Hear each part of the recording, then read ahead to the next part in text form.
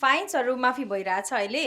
हो नि, हेर्नुहोस् न, धेरैजनाले मेसेज गर्नु भएको छ, हाई सर सन्चै हुनुहुन्छ, साँच्ची अहिले फाइन माफी भएको छ भन्ने सुनेको थिएँ, हो र भनेर भिडियो सहित पठाउनु भएको छ है।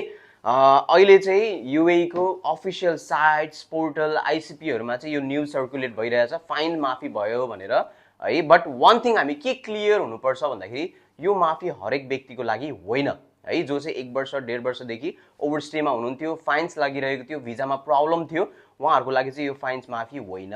यो फाइन्स माफी कसको लागि हो भन्दाखेरि चाहिँ जो चाहिँ फेब्रुअरी 28 29 देखि जबदेखि वार स्टार्ट भयो, फ्लाइट डिस्ट्रप्सनको कारणले गर्दाखेरि प्रब्लम भएर फाइन्समा आइरहनु भएको व्यक्तिहरू हुनुहुन्थ्यो, उहाँहरूको लागि चाहिँ यो फाइन्स माफी हो। यो चाहिँ जुनको 10 देखि जुलाईको 9 सम्म चाहिँ सरकारले लागू गरिसकेका छ। यदि तपाईँ यो अन्तर्गत पढ्नुहुन्छ भने आफ्नो भिजा स्ट्याटसलाई चेन्ज गर्नुहोला। For more information contact guys. Thank you so much.